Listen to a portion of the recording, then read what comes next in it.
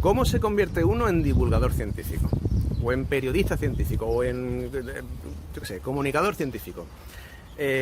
Posiblemente estés pensando, bueno, esto tiene que ser muy complicado, porque entre otras cosas lo que nos pasa es que no tenemos demasiadas personas que conozcamos que hayan hecho este camino. Con lo cual, si no hay tantos, es que esto debe ser muy difícil. Vale, no te voy a decir que sea fácil, pero realmente hoy por hoy que es sencillo, ¿no? Entonces, lo que uno no puede es pensar que porque algo probablemente sea muy difícil, no es el camino más sencillo para uno o el más adecuado para uno, ¿no? La gran pregunta aquí es cómo empezar, ¿no? Cómo decidir, bueno, dejo de hacer esto que estoy haciendo porque me apasiona como hobby y empiezo a definirlo como algo que realmente sea una profesión, mi profesión del futuro, ¿no? Y en ese punto, en ese momento, te das cuenta de que empiezan a surgirte dudas que no tienen nada que ver con cómo tú divulgues o la parte que te guste a ti de la ciencia, ¿no? O de tu conocimiento previo. Te das cuenta de que hay unos problemas asociados que tú los percibes como problemas porque simplemente los desconoces, ¿no? Y la clave, posiblemente en este punto, sea el saber cómo tener clientes o cómo tener recursos económicos o ingresos recurrentes, ¿no? Claro, venimos de un mundo típicamente por cuenta ajena, es decir, trabajas normalmente para una universidad, una institución, una empresa, una agencia, y tú estás, bueno, pues acostumbrado a trabajar y recibir un salario.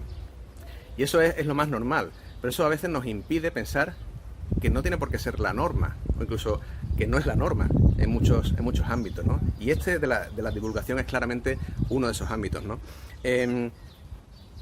Ese a lo mejor es una dificultad que tú ves a priori, que te frena, que te para, pero que realmente es un problema que a lo mejor surge después, no al principio, no en el primer punto. ¿Qué es lo que yo siempre digo lo mismo? ¿Qué es lo que tienes que hacer si tú de verdad quieres divulgar y te apasiona la divulgación?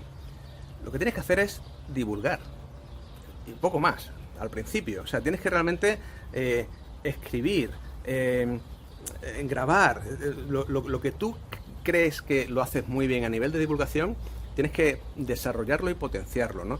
Porque es ese proceso el que te hace darte cuenta de hacia dónde tienes que ir y realmente qué es lo que se te da bien, ¿no? Y solo haciéndolo comienzas a darte cuenta de que no es una decisión, sino que es un proceso, ¿no? Y los procesos llevan tiempo. Entonces, claro, si tú estás un poco invirtiendo tu tiempo buscando en los portales de empleo para convertirte en divulgador, creo que esa no es la mejor estrategia. La estrategia inicial sería, pienso, divulgar, ¿vale? Y sé que es un camino largo, pero tú tienes que darte cuenta de que es un camino largo. A lo mejor, en ese caso, el kit de la cuestión no está en esperar que alguien te contrate, sino realmente tomarte esto como algo que sí que depende mucho al 100% de ti.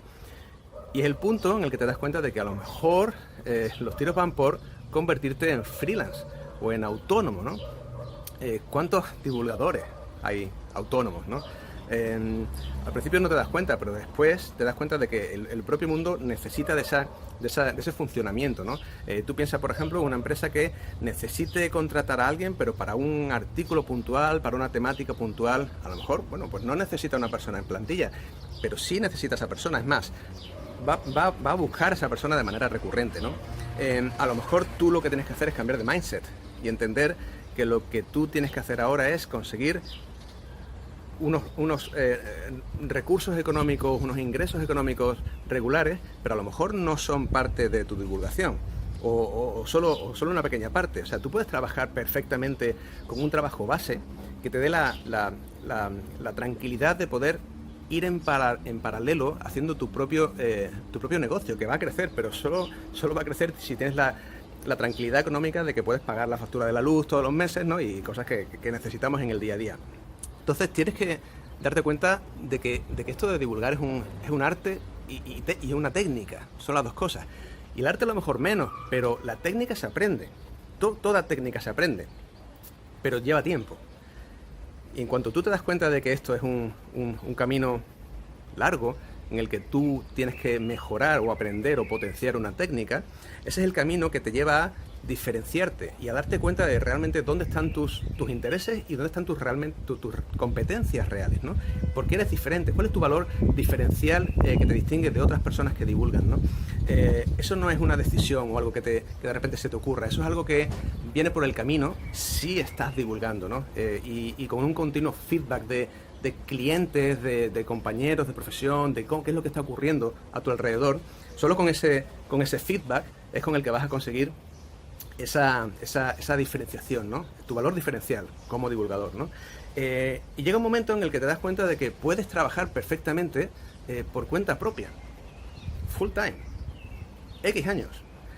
Y muchas veces lo que ocurre con este tipo de transición es que pasan los años, has desarrollado un dossier muy interesante, una experiencia fantástica, y es entonces cuando te llama una empresa o una agencia para contratarte, ¿no?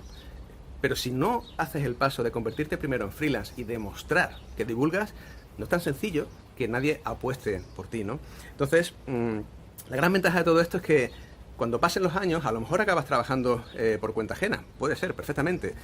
Pero lo gracioso de todo esto es que cuando pasen los años, si te ha ido bien y eres una buena profesional o un buen profesional, a lo mejor es a ti a quien no le apetece ahora trabajar por cuenta ajena.